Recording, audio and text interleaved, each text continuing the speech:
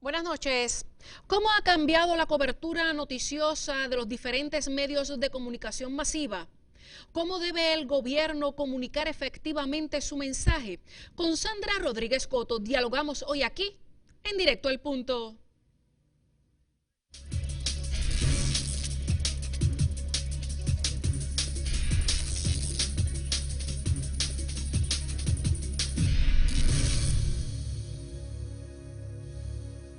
Buenas noches y bienvenidos a Directo al Punto. Les habla Mariel Pagán y el primer programa aquí del 2007 en compañía de Sandra Rodríguez Coto, periodista y relacionista profesional. Buenas noches. Buenas noches, Mariel. Gracias por la invitación. Sandra, hemos visto, terminó un cuatrenio, ¿verdad?, bastante difícil, no tan solo, ¿verdad?, por impuestos y las cuestiones, ¿verdad?, de la política del pasado gobierno.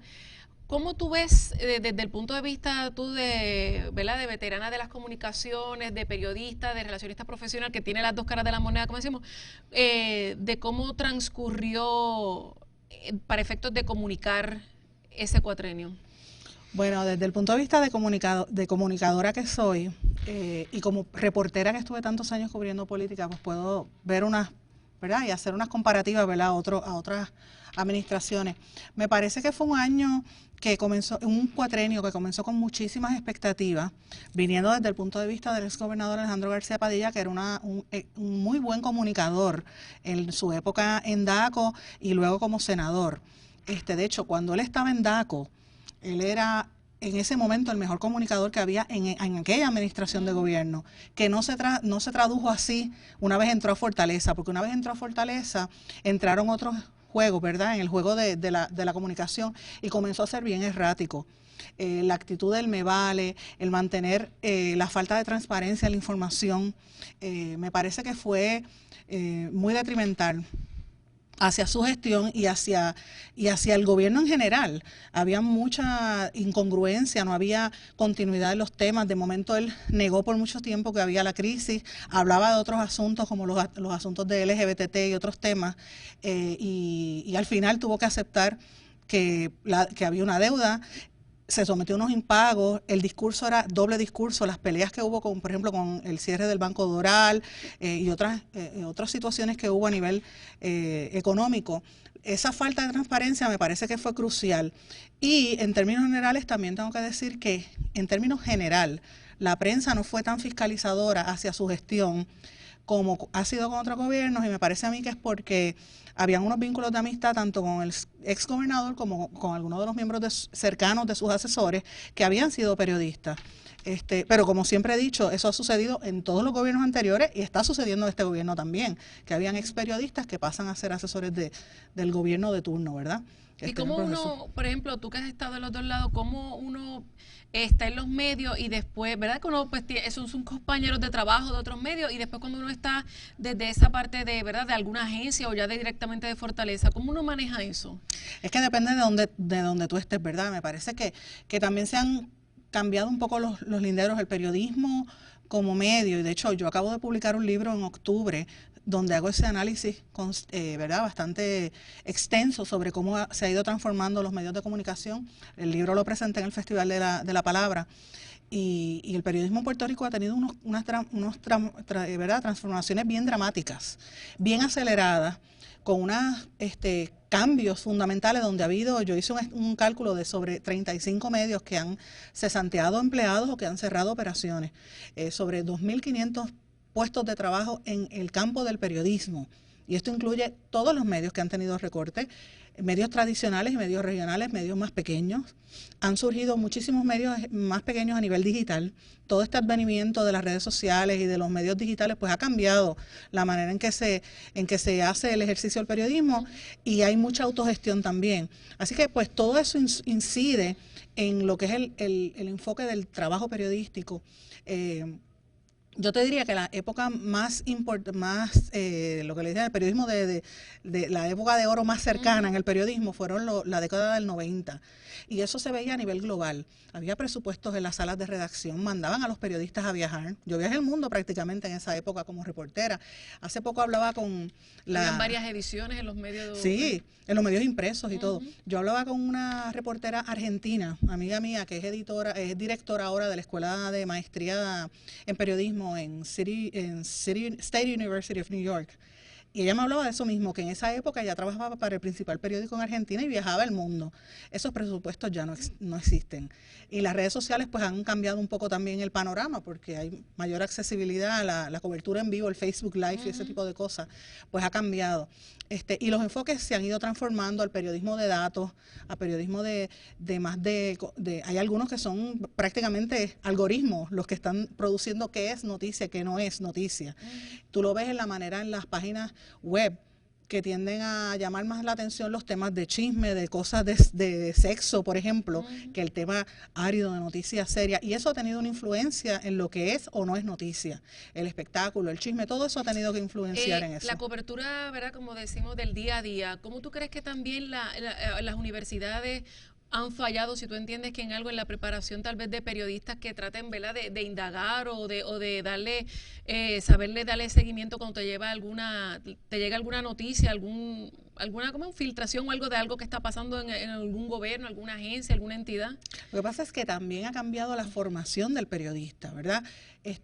Muchas personas entran a las escuelas de comunicación pensando en que van a ser artistas, que no van a ser periodistas. Es una frustración que tiene mucha gente, ¿verdad? Y un periodista se tiene que nutrir de todo, tiene que aprender idiomas, tiene que aprender de economía, tiene que aprender de historia. De hecho, yo les sugiero a los estudiantes cuando me llaman a dar clases en las universidades que estudien otras cosas que no sean periodismo, porque la técnica tú la puedes aprender, ¿verdad? Te puedes coger de electiva. O la puedes coger de electiva, aunque tengo que decir que en las escuelas de comunicación sí hay unos adelantos importantes. Ahora mismo, por ejemplo, la Universidad del Sagrado Corazón está en una revisión curricular. La Universidad de Puerto Rico también está haciendo unos cambios. Por muchos años tuvieron profesores que nunca habían trabajado de periodistas y eso ha ido cambiando. Yo diría que hay alrededor de 9 programas de periodismo y la realidad es que no hay trabajo, no hay fuentes de empleo. Así es que tiene que cambiarse el enfoque más hacia lo que es la autogestión y el periodismo especializado. Ahora mismo, si tú te comparas lo que es un medio masivo con un medio individual o digital o un medio especializado, hay oportunidades para todo el mundo. Yo creo, y la tendencia me dice eso, que donde mayor oportunidades hay es en los medios que son especializados, porque el consumidor va a buscar la información. Nosotros somos consumidores de medios. Consumidor de noticias, de información, de contenido. Vas a buscar el contenido donde esté. Tú quieres ver una serie, la ves en Netflix. O quieres ver un canal cristiano, o ves el canal cristiano. No necesariamente tienes que amarrarte a la televisión tradicional o al periódico nacional. Tú vas a buscar el contenido donde lo encuentres, sea en un celular, sea en un periódico nacional o sea en un blog, por ejemplo. Así que hay oportunidades. Yo creo que hay oportunidades para el periodismo especializado. Por eso es que pienso que es importante que se formen buenos periodistas para que hagan fiscalización adecuada, que en el último cuatrienio a mi juicio no fue tan adecuada hasta que la crisis explotó, ¿verdad? Con contadas excepciones, porque sí habían excepciones y tengo que hacer la salvedad. Yo menciono entre las excepciones al Centro de Periodismo Investigativo, a la periodista de negocios Luisa García Pelati de 5 Millas. Ambos medios radicaron demandas por acceso a información. Menciono a Noticel, menciono a la periodista Johnny Isabel González del Nuevo Día, a los compañeros del periódico El Vocero de negocios, que fueron unos periodistas muy serios, Michelle Cantro en su blog de noticias en inglés. Esos medios son importantes y han hecho su trabajo.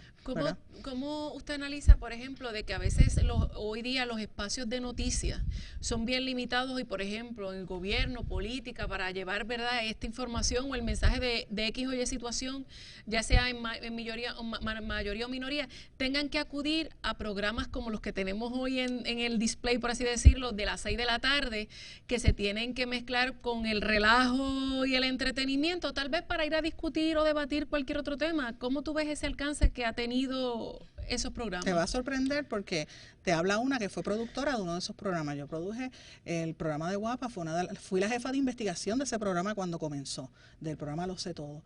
Y realmente yo no estoy en contra de los programas de entretenimiento. Yo creo que es una vertiente informativa importante y tiene su espacio. Y en este mundo de comunicación, ¿verdad? Y con todas estas nuevas redes sociales, etcétera, toda esta tecnología, hay su espacio. Lo que sí es que el consumidor tiene que ser más exigente con lo que el medio le brinda. Y no se puede, me parece a mí, esa idea de que dicen que las encuestas ven, por ejemplo, programas de televisión y cientos canales, no necesariamente es cierto, porque hay espacio para todo. Hace falta más análisis, hace falta más programas de conversación, de entrevistas, por ejemplo, un buen entrevistador que tenga cultura, que haga las preguntas pertinentes, eso siempre va a haber espacio para eso, y el público tiene que respaldarlo. Usted habla, por ejemplo, si tuviera que asesorar a algún político que vaya, porque muchos los critican, por ejemplo, al guitarreño, ese tipo de espacio ya con comediante, no con entrevistador como van, ¿verdad? Con Carmen Jovet, o sea, ese tipo de enganche. Bueno, lo que pasa es que todo depende de cuál es tu objetivo de comunicación. Ahora te voy a hablar como comunicadora, ¿verdad? ¿Cuál es tu estrategia de comunicación? Y a veces el único espacio para tu llegarle a una masa es a través de esos programas.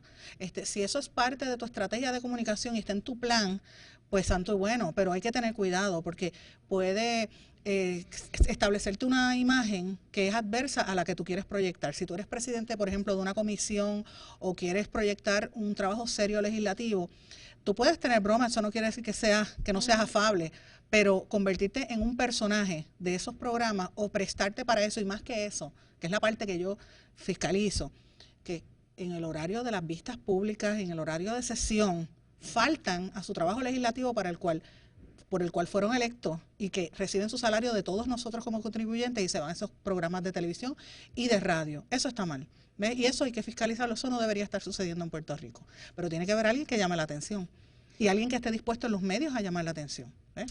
Sandra, vamos a una pausa y cuando regresemos vamos a seguir analizando cuáles son los retos en este momento, ¿verdad? Y para esta nueva administración que acaba de empezar. Volvemos.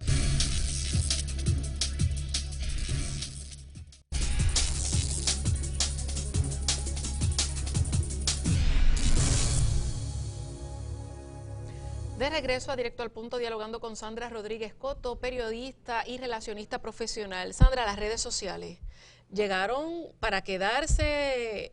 ¿Cómo ayuda o cómo beneficia esto, si tú entiendes que de alguna manera a la política, al gobierno, ¿verdad? Esta esfera de... Bueno, déjame, antes de empezar, quiero hacerte una aclaración. Yo soy periodista, toda la vida lo voy a seguir siendo porque trabajo siempre he sido reportera, ahora trabajo como periodista de opinión, pero mi trabajo fundamental es ser relacionista y soy licenciada en Relaciones Públicas. Ejerzo como relacionista, esa es mi función actual, ¿verdad? Pero la gente todavía me llama periodista porque siempre me mantengo activa de alguna manera u otra en los medios, pero no soy reportera ya. Creo que las redes sociales ha sido una transición importante. A mí me fascinan. Yo estoy en las redes sociales desde que empezaron, en Facebook desde que abrió. Lo mismo en Twitter. He tenido múltiples páginas y me encanta porque es un contacto directo con la gente. Es como si estuvieras en una plaza pública.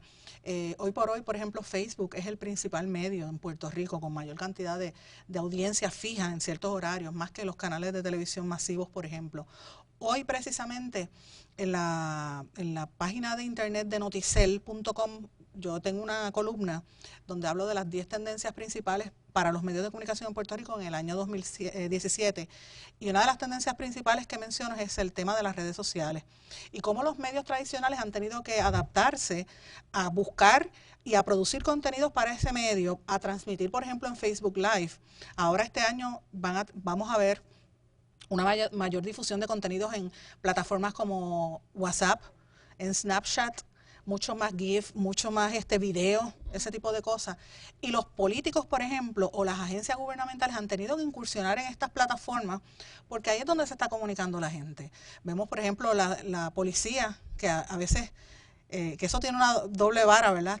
Está ahora mismo bajo discusión, por ejemplo, en Estados Unidos con el presidente Trump, que él está, como dice en inglés, bypassing the media, o sea, obviando a los medios de comunicación como interlocutores y a los periodistas como interlocutores para ir supuestamente de manera directa al público a través de Twitter, pero realmente es una manera de manipular la información para presentar un solo mensaje. Eso se llama propaganda, eso no es comunicación, eso es propaganda, donde no permite un cuestionamiento ni unas preguntas, ¿verdad? Que esa sería la función del periodista. Y sí tiene sus ventajas, pero también tiene sus desventajas. Esa es una. Y en la medida en que esa práctica continúe y otros políticos lo imiten, pues entonces ahí podría haber un peligro, porque se ve como un aspecto totalitarista de la información, el controlar la información, el manejar el miedo, como está haciendo Trump. Por ejemplo, eso lo hizo aquí Pedro Rosselló en su época.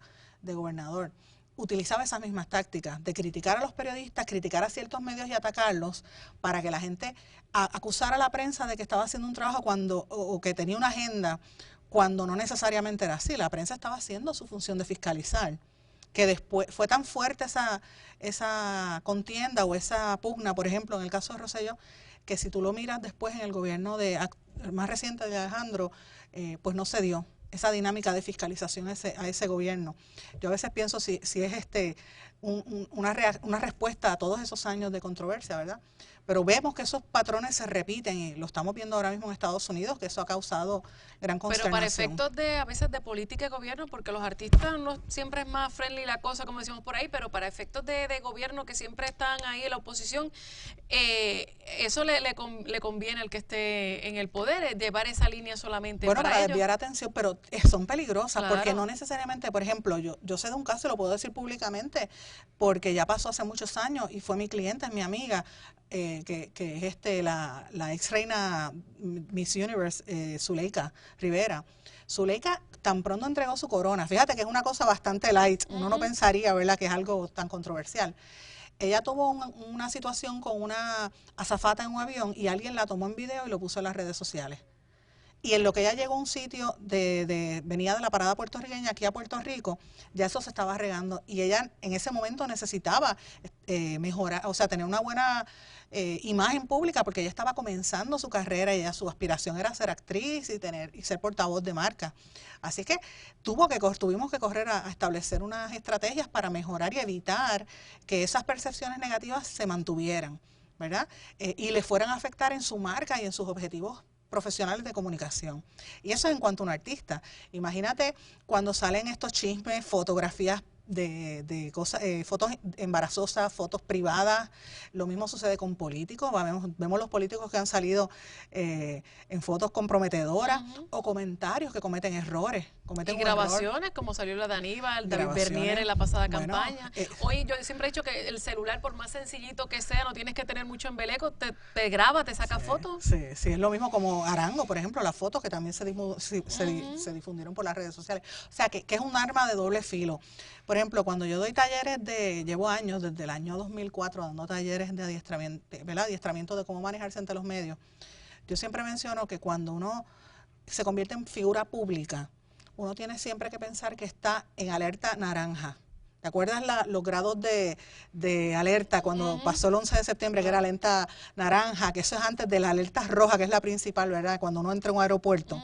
Pues yo menciono que es alerta naranja porque uno tiene que estar pendiente todo el tiempo, que no haya un celular, que no haya una grabación, que te puede tomar en cualquier momento y después se convierte en el tema de noticias. Y que muchas veces la persona ni sabe que hay algún aparato encendido. Y eso tiene mucho que ver también con el tema de privacidad, ese es otro, ¿verdad?, otros asuntos, pero a nivel de política pública, pues tiene mucho que ver con lo que va a ser la agenda de comunicación. Por desgracia, a veces eso se convierte en lo que es noticia. Yo, por ejemplo, critico mucho que a veces un tweet o un intercambio, por ejemplo, en la red social de Twitter, entre dos políticos sea titular de noticia. Hay que ver si eso de verdad es pertinente o no lo es, ¿verdad? Cuando hay otros asuntos tan importantes en Puerto Rico ocurriendo, en Puerto Rico y en el mundo. ¿Cuáles son los retos para esta administración, verdad? Partiendo de la premisa de que el hit parade sigue siendo la economía y los desaciertos que estuvo, ¿verdad?, el pasado gobernador, tanto con los viajes en el Nueva York, ¿cuál tú crees que va a ser el reto de este gobierno para saber comunicar?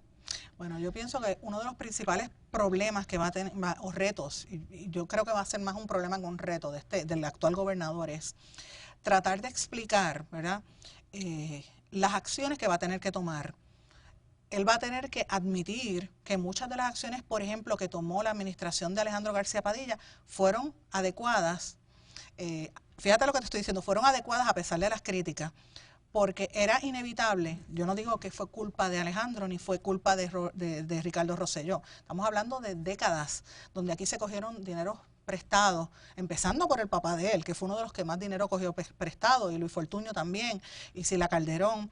Más que Luis Fortuño, estuvo a nivel de Luis Fortuño y Aníbal Acevedo Vilá, que cogieron mucho dinero prestado.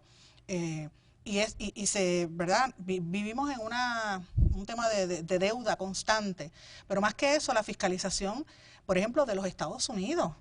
el rol que tienen los Estados Unidos y Wall Street en esta crisis, que los periodistas como no se preparan o no se atreven a hablar en inglés, no hacen esos cuestionamientos y tienen que hacerla. Los Estados Unidos tienen muchas cuentas que rendir y no se atreven a hacerlo.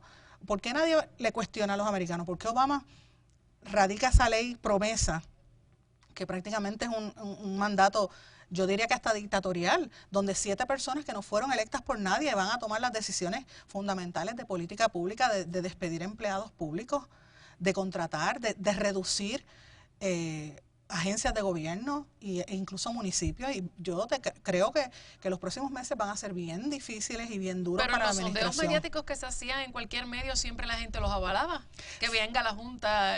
Porque se presentó, se proyectó, ¿verdad?, ante la crisis fiscal. Y acuérdate que Puerto Rico lleva 10 años de recesión y en los últimos años la gente empezó a irse masivamente. La emigración es una cosa bárbara. Y ante eso, pues, ¿qué uno piensa? La gente, la sociedad y los mismos medios también proyectaban, y los políticos, que fue causa del gobernante, cuando no sí, yo pienso que algunas decisiones fueron erradas, muchas decisiones, sobre todo la actitud pública, ¿verdad? La comunicación de Alejandro García Padilla fue muy desafortunada. No es lo que se dice, es cómo tú lo digas. Pero al final de cuentas, yo creo que Ricardo Rosselló va a terminar haciendo lo mismo de este gobernante. Yo quisiera que fuese exitoso Ricardo Rosselló y Jennifer González. Ciertamente, porque Puerto Rico no puede darse el lujo de seguir teniendo problemas económicos. Y aquí todo el mundo tiene que estar por encima de líneas partidistas. Ya es hora. Las elecciones, si algo revelaron las elecciones, es que la gente no cree ya en el tema partidista. La elección de en tercera posición de una Alexandra Lúgaro, de un Manolo Sidre, la elección de Chaco Vargas Vidot, están dando unos mensajes El representante Pipiolo, que en la elección pasada había corrido y no había entrado y ahora entró. Dalmau y el otro. O sea, el pueblo está hablando de una manera donde todo el mundo tiene que trabajar juntos. Yo quisiera, por ejemplo, que el gobierno de Rosselló fuese exitoso, pero por desgracia es inevitable que aquí se vayan a dar unas transformaciones importantes. Va a haber despidos en los municipios.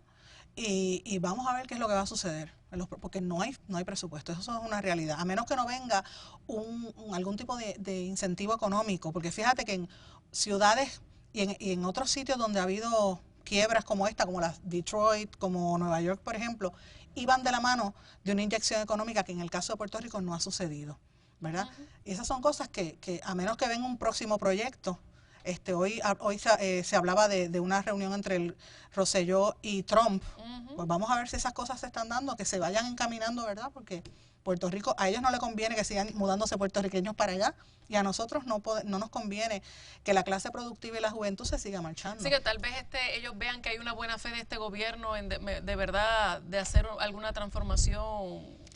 Más que buena fe del gobierno, pues no es tanto ni buena fe del gobierno, es que el gobierno esté de acuerdo y en parte, ¿verdad? Yo te diría que esté dispuesto a servir de niño demandado de la Junta de Control Fiscal, porque los que van a mandar aquí es la Junta de Control Fiscal. Vamos a dejarnos de pequeños. O sea, el gobernador, su poder va a ser limitado a lo que determine la Junta.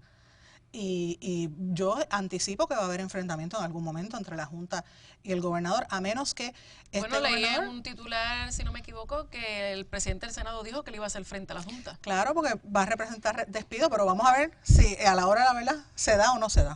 Gracias, Sandra, gracias por haber estado aquí con nosotros. Gracias por la invitación. Vamos a una pausa, regresamos a la parte final de Directo al Punto.